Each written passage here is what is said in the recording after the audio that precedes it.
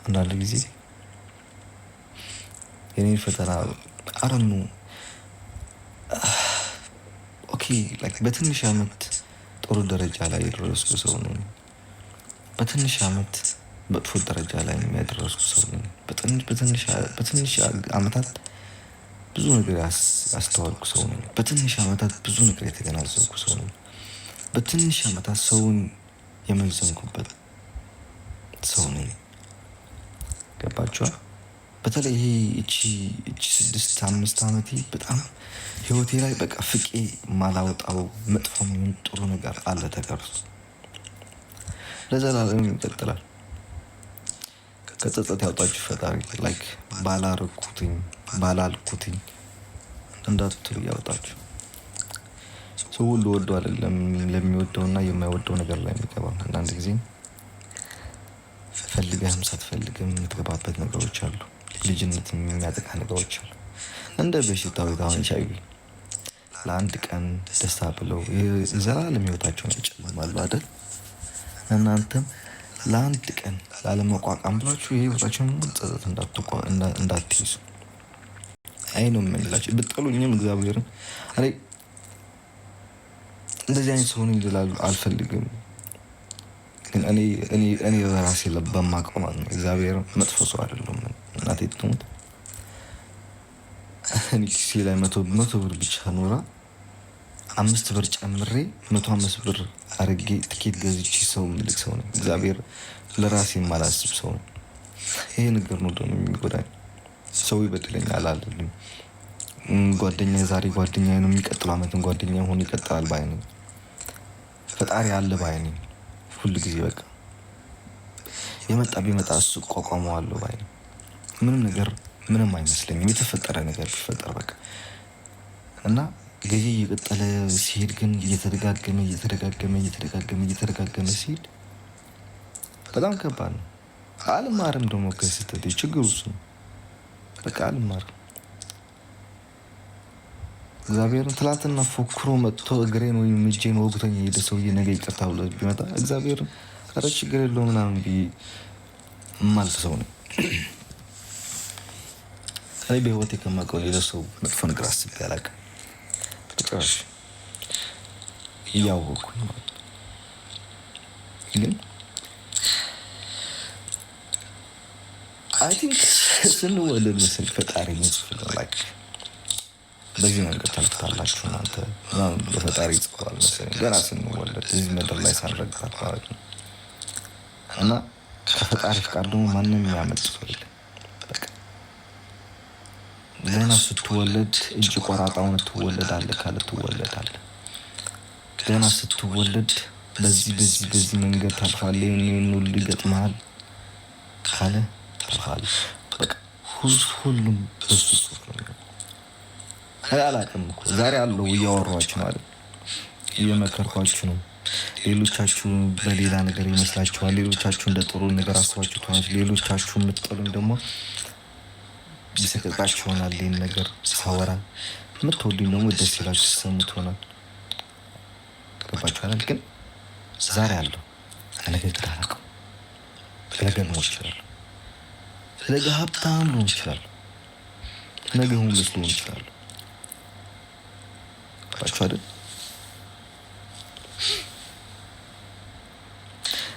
እና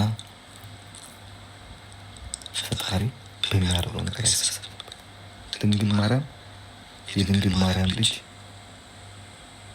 እንጽፈው የሚያደርገው የሚፈጥረው ነገር ያሳሳል። ሁሉ ጊዜ ትክክል። ሙስሊሞች ከሆናችሁ ደግሞ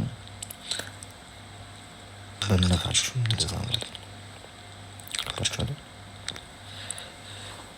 እና አትፍረዱ ይፈረድብሃል ይላል።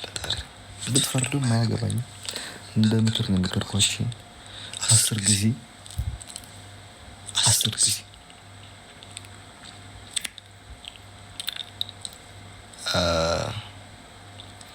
ብትጣሉ ግጭት አለ፣ ግጭት አለ።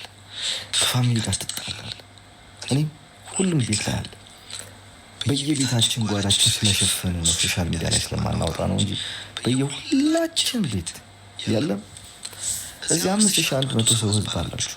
አባታችሁ የከዳችሁ ሰው የለም እዚህ ብር እናታችሁ የከዳችኋችሁ የለም። ወንድሞቻችሁ፣ አክስቶቻችሁ፣ እህታችሁ፣ አጎታችሁ የለም። አያቶቻችሁ የሉም። አልተከዳችሁም። በነሱ አልተጣላችሁም። ከነሱ ጋር አመት 2 አመት 10 አመት አልተዘጋጋችሁም ከነሱ ጋር። ጀስት የኛ ሀበሻ ችግራችን በውስጣችን ስለያዝነው ነው። በህይወት ጣውን ጃጅ ለማድረግ እንሞክረው። ልዩነቶችን ነው በየሁሉም ቤት አለ ትጣጣለ፣ ግን ሶሻል ሚዲያ ላይ ስለማናወጣው ብር በሎቻችሁ አይደል ይብሏችሁ፣ ቤት ከዷችሁ ይጥቷችሁ። በተለይ ቲክታከር ሆናችሁ ነቨር ኤቨር ለሚመጣውም ትውልድ ፎቶ የቤተሰቦቻችሁ ባታሳዩ ራሱ የቤተሰቦቻችሁን ፎቶ በራሱ እንዳታሳዩ ሶሻል ሚዲያ በጭራሽ።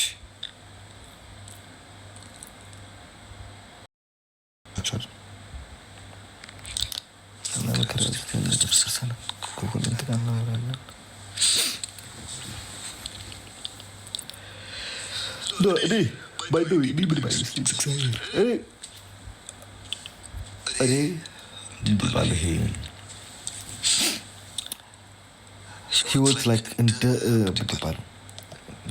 እሳት የፈተነችን ሰው ነው። ገባችኋል? ዝም ብሎ እንደማንም ሰው ባይለው ነገራቸው እግዚአብሔር ምንም አይመስለኝም። የተረፋሳ የአሳትራፊ ምናምን ብሎ ሲሳደው ሶሻል ሚዲያ ሰማቸው ምንም አይመስለኝም።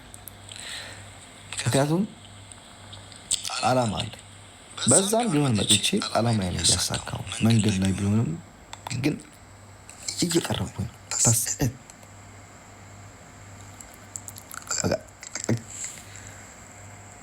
እንኳንም ይህን ሁሉ መንገድ መጥቻ አለፊው ሆምለሱኝ አልቀር፣ እንኳንም ወረቀት የሌለኝ አልቀር፣ እንኳንም ደጅ ቤት አልተሰጠኝ ልጅ ካምፕ ምዞር ሰው አልሆንኩኝ። ፈጣሪ ይመስገን የተሻለ አገር ደረሰኝ፣ የተሻለ እየኖርኩኝ እና ከኔ ጋር ደግሞ ጸጋ ያዛችሁ ሰዎች አብዛኞቻችሁ አልፈርድም፣ ከእናንተ እግዚአብሔርን አልፈርድም። ምክንያቱም 40 ዓመታችሁ 45 ዓመት 50 ዓመት አድርጋችሁ እስካሁን አላገባችሁም፣ ዳር አልያዛችሁም፣ አልወለዳችሁም፣ ቤተሰብ አልመሰረታችሁም። ይህም የእናንተ ችግር ሳይሆን የፋሚሊ ችግር ሆን ይገባኛል። አልይዝላችሁም እናንተ። ምክንያቱም ወንድሞቻችሁን ልታስተምሩ፣ እናቶቻችሁን ልታስተምሩ፣ ቤት ልትሰሩ፣ የተሻለ ላይፍ ለማኖር እነሱን ሚስታችሁን ከኢትዮጵያ ለማምጣትም ይሆን በሌላም ይሆን ተቸግራችሁ ወንድሞቻችሁ ተበለሽቶባችሁ የመጠጥና የሆነ ነገር ቀርተው ይገባኛል። አብዛኛው ለዛ ነው አልፈርድባችሁ እንጂ አንድ 45 ዓመት ሰውዬ ያልወለደ ትዳር ያልያዘ እኔን ገና የ22 ዓመት ልጅ ሶሻል ሚዲያ ላይ ወጥቶ ሲሰሩኝ ለእኔ አይደለም ለተመልካች ነው የሚገርመው። አባቻሉ ግን የሆነ ለዛ ነው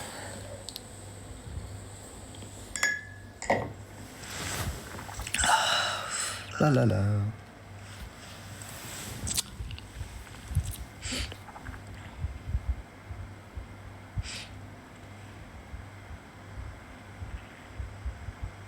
እና የልጅህን ፎቶ አታሳይ ነበር። እኔ ፈጣሪ እንደ ሰው አፍ ያልከው ፈጣሪ እንደኛ ልብና ጭንቅላት አእምሮ ቢሆን ኖሮ የሚያስብ ቢሆን ኖሮ ሌላ ነበር። ግን እሱ እንደኛ አይደለም፣ ንጹህ ነው። ድንግል ማርያም እንደኛ አይደለችም። በሰላም ትንጣ እንጂ ልጄ እዚህ ሶሻል ሚዲያ ለዚህ ማህበረሰብ እንዲበላት ነው ፊቱን ከፍቼ የሚሰጠው ነበር። ብቻ ፈጣሪ ድንግል ማርያም አለች፣ የልቤን እሷን ታውቃለች። ለድንግል ማርያም ነው ተወላት።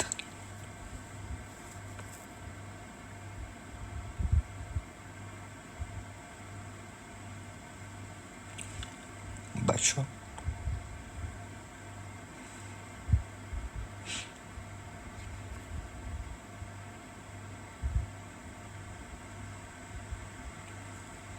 ነው እናቴ አይ ቲንክ በ16 ዓመቷ ምናምን እንዳይገባችሁ ከመሰለኝ 17 ነው 16 አይ ቲንክ 16 17 ምናምን አካባቢ ነው የወለደችው። ይኸው